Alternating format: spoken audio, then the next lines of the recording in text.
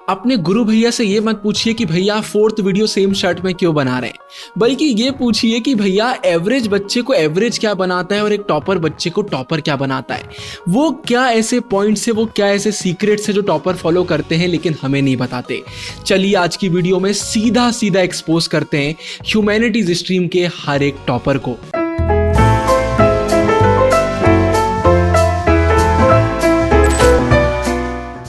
पहला पॉइंट निकल कर आता है कि मैंने कुछ भी नहीं करा। देखिए जो ये लाइन है ना कि मैंने कुछ भी नहीं करा, ये बहुत सब्जेक्टिव होती है और टॉपर्स इसे हमेशा गलत वे में यूज करते हैं। हम बहुत ही मासूम बच्चे हैं, हमसे जब टॉपर्स बोलते हैं कि हमने तो कुछ भी नहीं करा तो हमें लगता है कि वो लिटरल सेंस में बोल रहे हैं कि उन्होंने कुछ भी नहीं करा। वो अगर बोलते हैं कि यार मैंने ये वाला चैप्टर नहीं करा तो हमें लगता है कि उन्होंने इस चैप्टर को अभी देखा भी नहीं होगा, लेकिन रियलिटी इससे कोसों दूर है। एक टॉपर जब बोलता है कि उसने कुछ नहीं करा, इसका मतलब होता है कि उसने 2-3 बार चैप्टर कर लिया है, रिविजन कर लिया है, अब आखिरी रिविजन करना बाकी है और इसलिए वो बोल रहा है कि उसने कुछ भी नहीं करा। तो कभी भी इस स्कैम में मत फंसिए। अगर आपके दोस्त या फिर टॉपर या फिर कोई भी आपसे बोल रहा है कि उसने कुछ नहीं करा तो उसका पर्सपेक्टिव एकदम डिफरेंट हो सकता है। ये बहुत ही सब्जेक्टिव स्टेटमेंट है। अगर आप मुझसे पूछेंगे, मैं किसी को बोलता हूं मैंने कुछ नहीं करा, इसका मतलब होता है कि वो चीज को मैंने अभी देखा भी नहीं है। लेकिन कुछ बच्चों का होता है कि उन्होंने बहुत बार देख लिया लेकिन अभी वो श्योर नहीं है कि उनसे बनता है या फिर नहीं बनता, तो वो बोलने लग जाते हैं कि मैंने कुछ भी नहीं करा। तो मैंने कुछ भी नहीं करा ट्रैप में फंसकर अपना प्रिपरेशन मत रोकिए, अपना प्रिपरेशन करते रहिए। इसके बाद पॉइंट नंबर 2 इससे बहुत रिलेटेड है कि देखिए मुझे पूरा विश्वास है हमारी द ट्विन ब्रोस कम्युनिटी में ऐसे कोई भी बच्चे नहीं हैं, लेकिन मैं 100% श्योर हूं कि आपको बाहर ऐसे बच्चे देखने को मिलेंगे जो आपसे झूठ बोलते हैं। उनका एक इविल माइंडसेट रहता है, वो बहुत ज्यादा कंपटीशन में बिलीव करते हैं। वो आपसे क्या बोलेंगे मैं एग्जांपल से समझाता हूं। आपका स्कूल में पेपर हुआ, एक लड़का है एक लड़की है जो टॉपर है, आपको लगता है कि ये बहुत अच्छे मार्क्स स्कोर करेंगे, इनसे हमें सीखने को मिलता है। आप उनके पास जाएंगे तो आपसे पता क्या बोलेंगे, यार आज का पेपर तो कितना डिफिकल्ट आया था। लेकिन रियलिटी क्या है, पेपर आसान आया था, पेपर उनको बहुत आसान लगा। आपका प्रिपरेशन अच्छा नहीं हुआ तो आपको पेपर डिफिकल्ट लगा। लेकिन अब एक टॉपर ने भी आपसे बोल दिया कि पेपर डिफिकल्ट है तो आपको ये लगने लगा कि आपका प्रिपरेशन एकदम बढ़िया चल रहा है। जब टॉपर को डिफिकल्ट लगा तो मुझे भी डिफिकल्ट लगना ही चाहिए था। ये होता है एक बहुत बड़ा स्कैम। वो आपके माइंड के साथ खेलते हैं। उन्हें पेपर बहुत आसान लगा। मेरी क्लास में भी बहुत सारे बच्चे ये करते थे, यार आज का पेपर तो कितना डिफिकल्ट आया, मुझे तो समझ में ही नहीं आ रहा है मुझे कितने मार्क्स मिलेंगे। तो क्या होता है, आप टॉपर के साथ रिलेट करने लग जाते हो, तो आपको लगता है कि उनकी सिचुएशन आपकी सिचुएशन एकदम सेम है, आपका प्रिपरेशन एकदम सही चल रहा है। लेकिन वो इंटेंशनली यही करते हैं, वो चाहते ही नहीं है कि कोई मेहनत करे।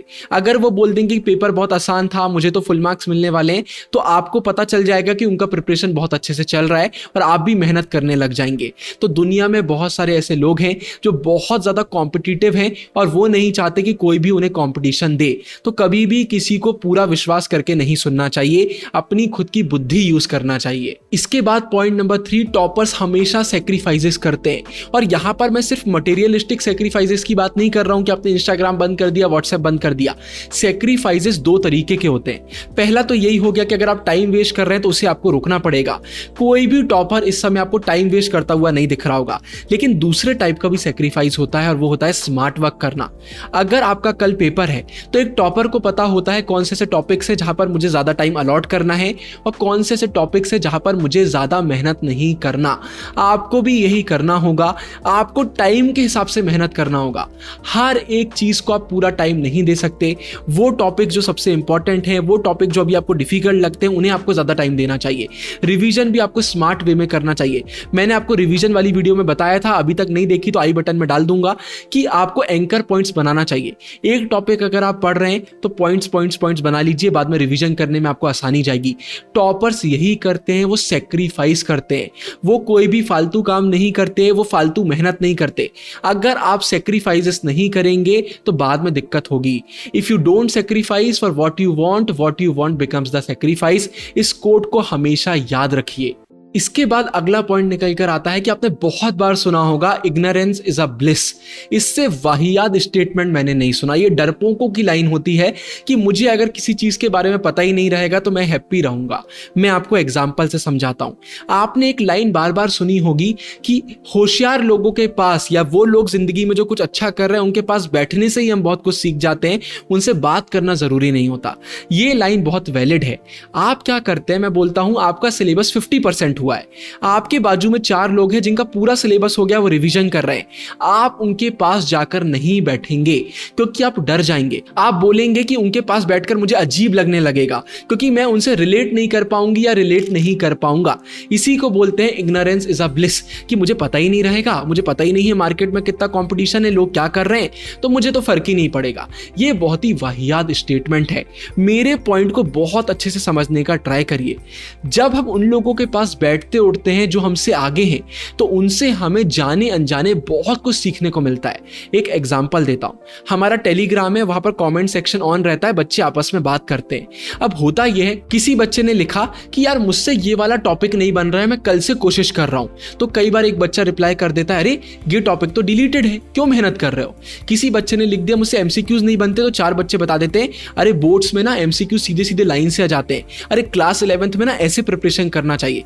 मतलब सोचिए, आपके पास ऐसे लोग हैं जो आपसे आगे। अब अगर आप उनसे दूर भागेंगे ना तो आप कभी कुछ नहीं सीख पाएंगे, लेकिन अगर आप उनसे इंस्पायर होना चाहते हैं, उनके पास आप बैठेंगे तो कुछ समय आपको अनकंफर्टेबल लगेगा क्योंकि अभी आप उनसे पीछे हैं, लेकिन जाने अनजाने बहुत कुछ आपको उनसे सीखने को मिलेगा। इस बात को बहुत अच्छे से जान लीजिए कि ऐसी बहुत सारी चीजें हैं जो अभी आपको नहीं पता। तो अगर आप उन लोगों के पास बैठेंगे जो हाईली एक्टिव हैं, बहुत ज्यादा एफर्ट्स दे रहे हैं, तो उनसे आपको सीखने को मिलेगा और धीरे धीरे करके आप भी उनके जैसे हो जाएंगे। जैसे लोग आसपास हैं वैसे ही आप बन जाएंगे। तो इग्नोरेंस ब्लिस नहीं है, अवेयरनेस ब्लिस है। तो अवेयर होना बहुत जरूरी है, अच्छे लोगों के पास होना बहुत जरूरी है।